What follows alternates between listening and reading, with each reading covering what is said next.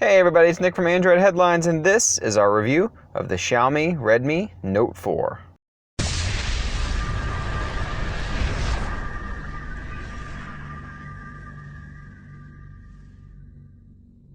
It was earlier this year that Xiaomi released the Redmi Note 3, which went on to sell some seriously great numbers, even claiming the #1 selling device ever online in India. So why in the world are we already seeing another follow-up to this traditionally yearly release cycle? Xiaomi has had a pretty crazy release schedule this year, and it seems that this quick release of the Redmi Note 4 is due to two key factors: a substantial increase in build quality and a substantial decrease in price. Packing a MediaTek Helio X20 2.1 GHz deca-core processor, yes, that's 10 cores, 2 or 3 gigs of RAM, and 16 or 64 gigs of internal storage, depending on the configuration you purchase. Both models feature micro SD card support for expandable storage too, so that cheaper model is definitely something to consider. Both models feature a solid metal unibody construction and some extremely tight design, and quite simply look nothing like a budget-minded device would be thought to appear. So just how cheap is this phone? $135. Yeah, $135. I'd say it again for emphasis, but I think you get the point. This price point is absolutely insane. Undercutting the Redmi Note 3 by about $60 when it launched earlier this year, the Redmi Note 4 is an improvement in every way, shape, and form, and it's clear why Xiaomi wanted to get this one out before year's end. That price will get you the unit with 2 gigs of RAM and 16 gigs of internal storage, while an extra $50 or so nets you 3 gigs of RAM and 64 gigs of internal storage. This also is one of the first phones to actually ship out of the box with MIUI 8, which is built upon Android 6.0 Marshmallow. MIUI 8, as you may have seen from our Mi Max review, is a significant improvement over previous versions of MIUI in many ways, but it's not without a common set of problems among Chinese Android OEMs. Apps are generally restricted from running in the background. Whether this design is more to help with expensive data costs in China, or possibly a worry over battery life, it's a software design that's terribly detrimental to user experience. That's because many developers design their apps to be run in the background, even if they just trickle data or power. Apps like Hangouts, Allo, Inbox, Gmail, GroupMe, Android Wear, and Samsung Gear are just a handful of ones that I use on a regular basis that didn't work at all on the Redmi Note 4 out of the box. This means that chat and email notifications, among plenty of other types of notifications, were never received by me until I opened the app again. This is obviously a severe problem for a smartphone, which is expected to deliver notifications in a timely manner without having to constantly open the app to check it. This is a fixable problem though, but you have to dig in order to figure it out. Turning off the system-wide power savings is just the beginning of the troubleshooting, and you actually need to go into the per-app power savings to turn this off for each individual app that you want to basically fix. A time-consuming process in addition to being overly difficult to find. This sort of default behavior simply needs to be changed, and that's not even to cover how messed up permissions are in MIUI, with the OS seemingly randomly denying permissions to apps without even bothering to ask you. With these exhaustive negatives out of the way, most of the things about the OS are incredibly positive to say the least.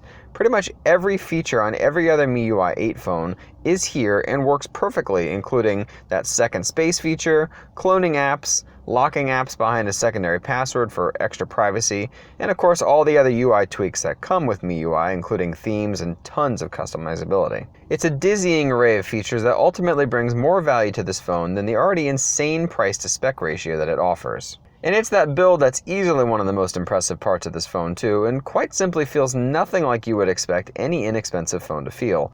In fact, I asked a number of friends and family what they thought the device would cost just by holding it and using it for a minute or two, and I regularly got quotes anywhere in the range of $300 to $600. This build will absolutely fool anyone into thinking the Redmi Note 4 is a more expensive phone, and that's all part of the beauty of the device.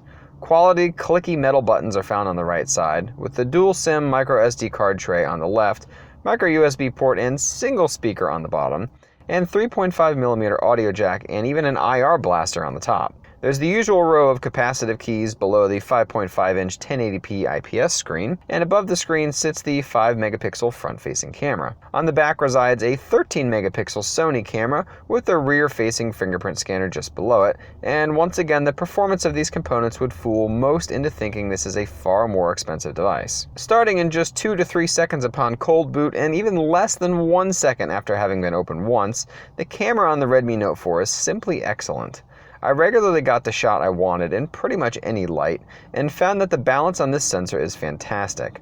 Zoom detail is great, and overall the picture quality is way better than I would expect out of a phone in this price range, and regularly eclipses phones much more expensive. This won't compete with flagship phones this year, but it actually is incredibly close, and again when comparing the price, it's difficult to ask for any more than you see here.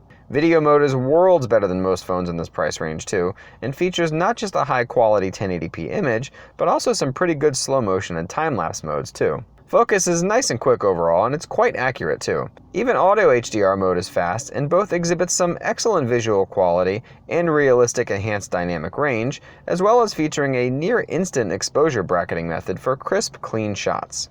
Everyday performance is right on point too, delivering a solid experience without lag, stutters, or hitches, and running every 3D game we tried without issue. This extends to VR performance as well, where the phone did an admirable job of running most well-built VR mobile experiences without any significant performance difference from many flagship devices out there. Part of this positive experience comes from the screen, which is actually a very good IPS LCD panel. It's 1080p, but it doesn't really feel less sharp or clear than other 5.5-inch phones on the market, and all the positive attributes of an IPS panel are here too.